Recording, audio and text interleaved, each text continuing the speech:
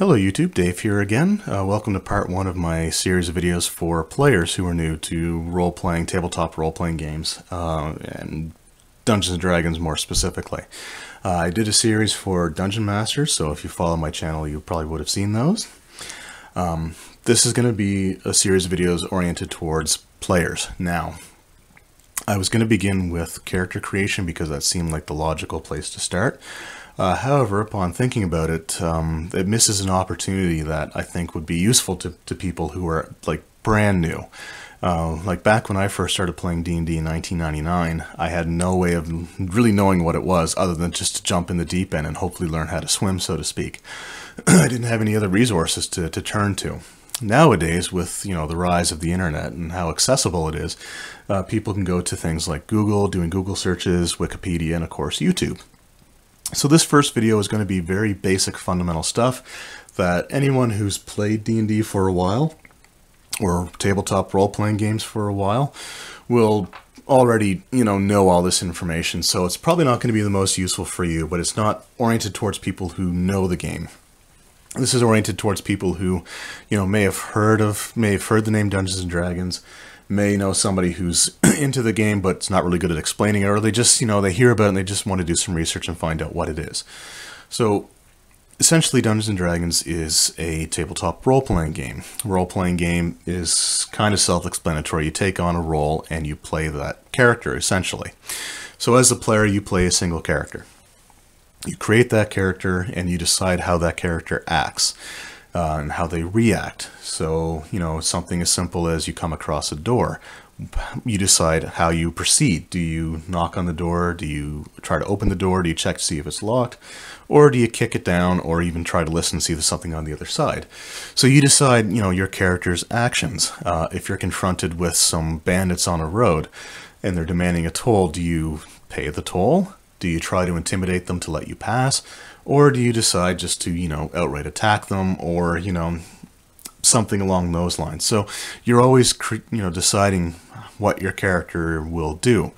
You're not playing the game alone. There's a group of other players that are with you. Most groups tend between 3 to 6, maybe a little bit more. Some groups have even been just a single player, but, I digress. So all the different player characters kind of work together. So you're in a group, you're an adventuring party, and you're basically going on quests. The person who determines what quest you're going on is referred to as the Dungeon Master.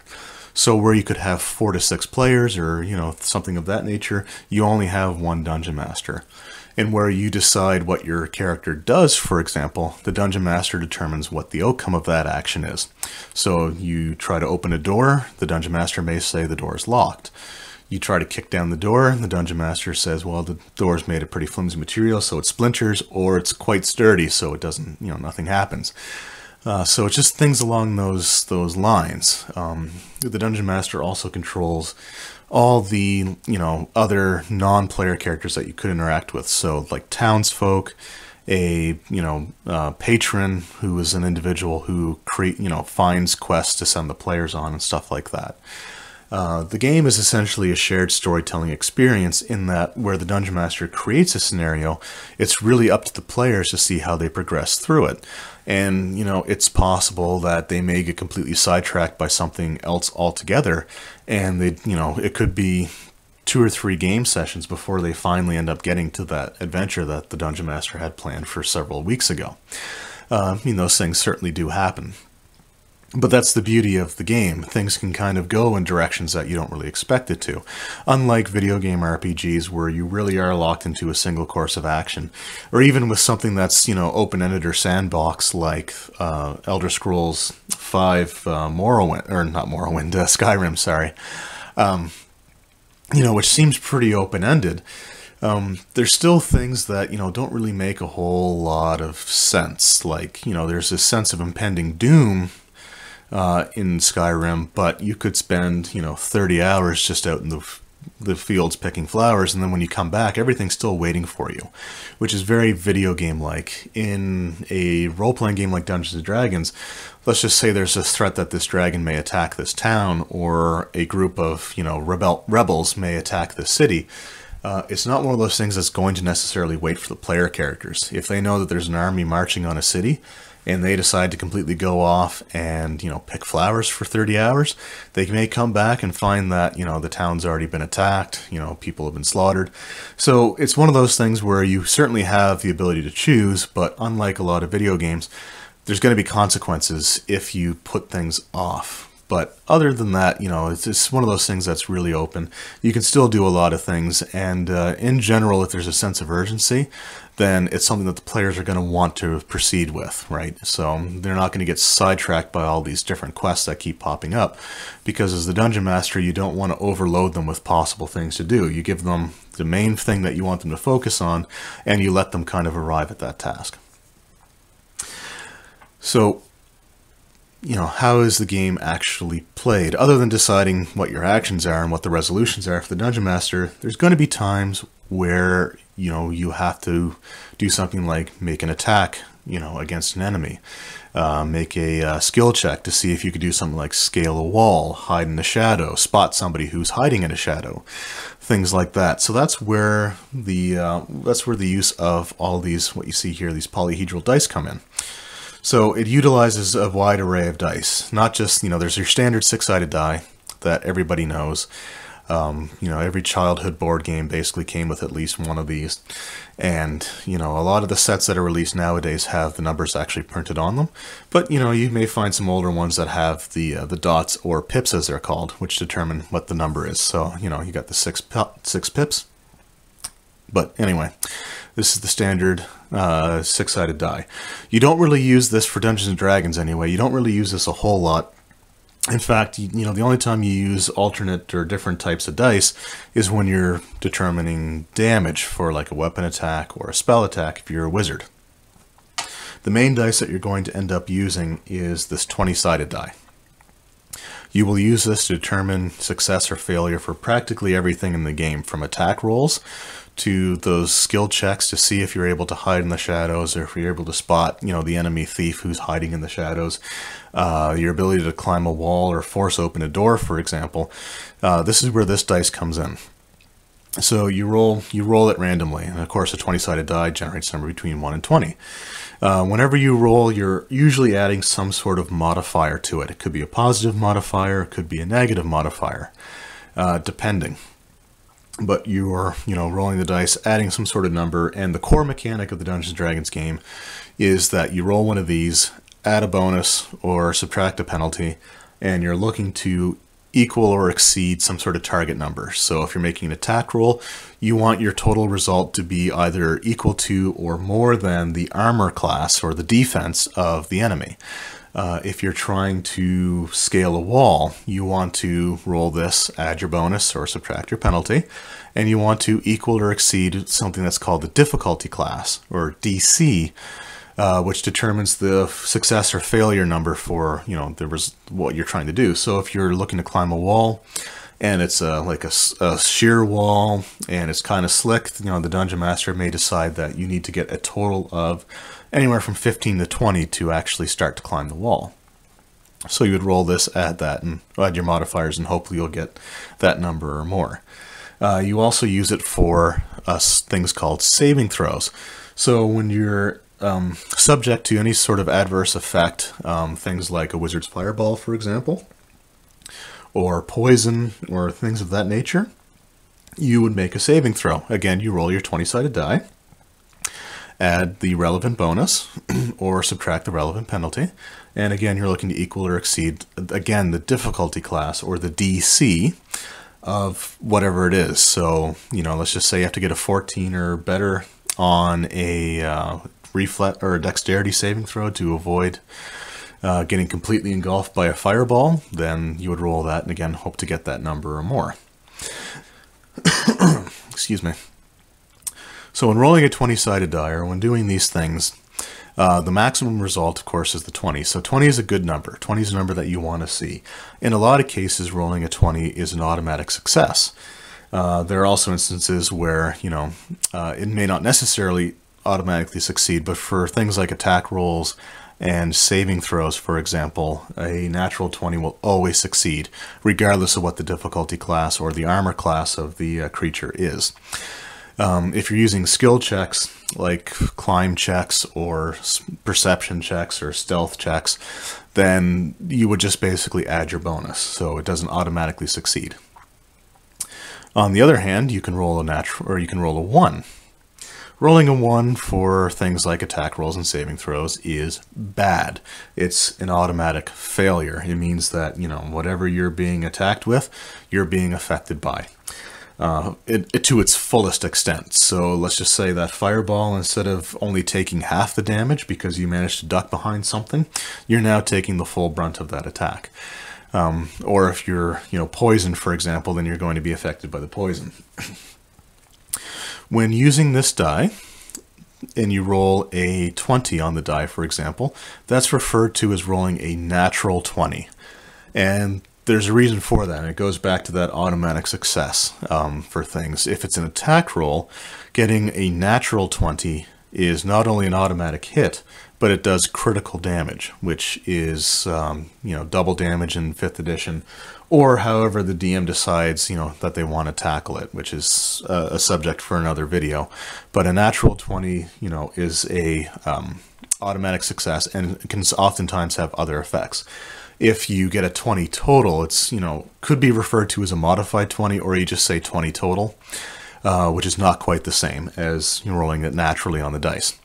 Same thing for a natural 1. So if you roll a 1 on the dice, it would be considered a natural 1. There's not very many instances where you'd roll a 20-sided die and then subtract a penalty from it, get a modified 1 and still succeed. I mean, that just usually doesn't happen. But anyway, this is the dice that you're going to use for basically everything in the game other than determining damage. So you want to get really familiar with this. The way that it works, you just simply roll the dice, and whatever number is facing up is the number that you got. So that's a roll of a 4, which is not very good. But for those people who play in my campaigns know that this is kind of a typical number for me. But anyway, that's how you basically determine what the number is on the 20-sided die. So it's just the one that's facing up normally.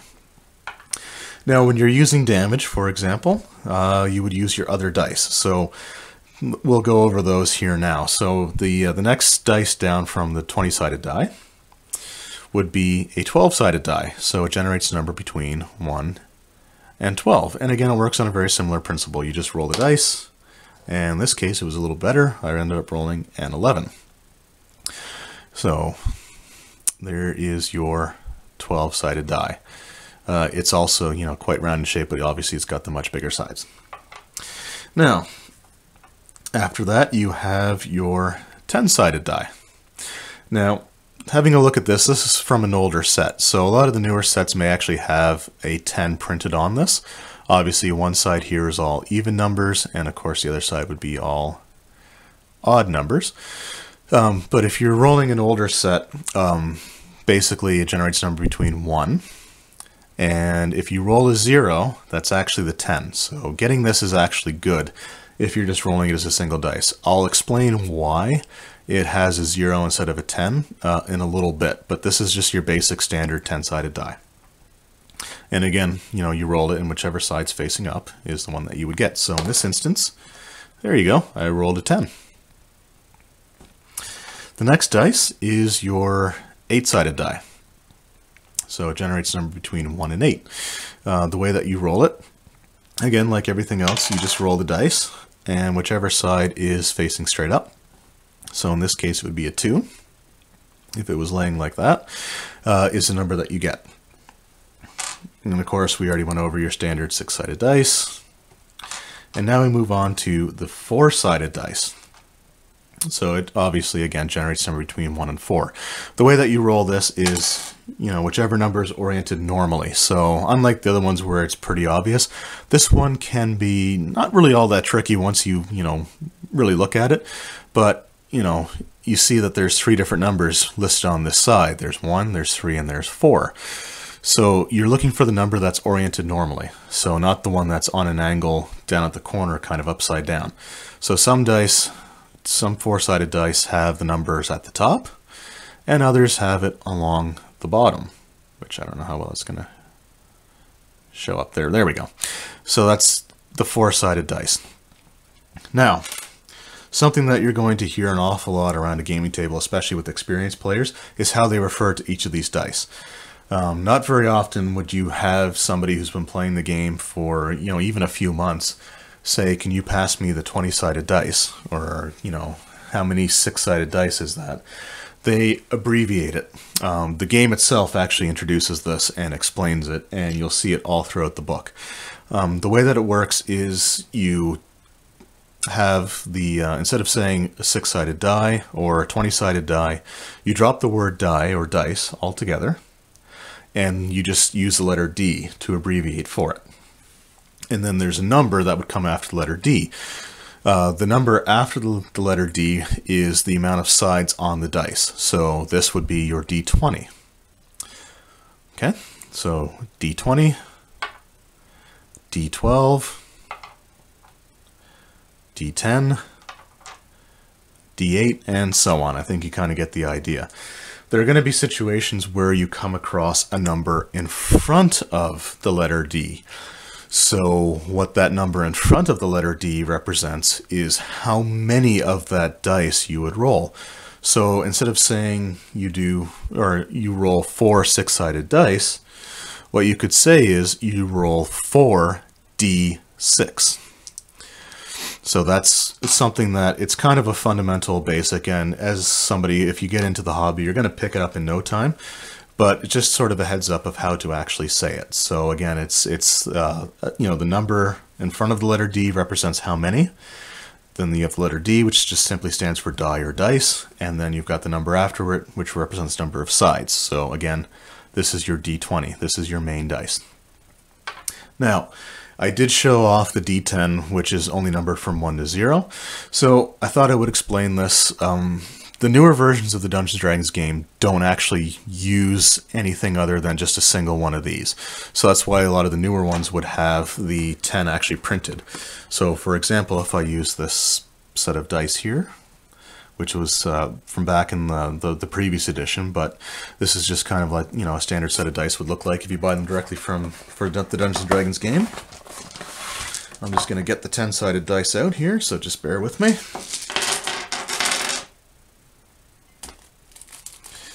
Alright, so here we go. So this one you see has the 10 on it. In fact, here, let's just use this one here, because it may show up a little bit better. Now, these are what the newer ones look like. If you have an older set, the reason that they just have a 0 is older versions of D&D used percentiles. So there were times you wanted to generate a number between 1 and 100. The way that you did it is you would roll 2 of these. You would have the dice which represents the single digits, which is what this one is and why it's numbered as 0 instead of 10. And then you have your tens digit dice, which looks like this. So it would have, the numbers 1 through 9, but obviously it has the 0. So it would be 10, 20 up to 90, and of course then there's double zeros. So if you roll these, you generate a number between 1 and 100. So if you roll double zeros on this one and 1, that is just a 1, right? If you roll, so let's just say a 2 on this one and a 0, then it would be 20, right? Now, if you rolled 0 on this one and zeros on this one, it would be the number 100, which may be a bit confusing, but if you get double zeros, it's 100. If you get, 0 and 1, it's 1, 9. If you get 10, where are we here? If you get 10 on this one and 0 on this one, then it's 10. So it's a little bit confusing that way, but really the newer versions of the game don't actually use these. Anyway, I just wanted to give you sort of a brief overview of like the really bare essentials of the Dungeons & Dragons game. Just an explanation of the dice, kind of an idea of how the game is played.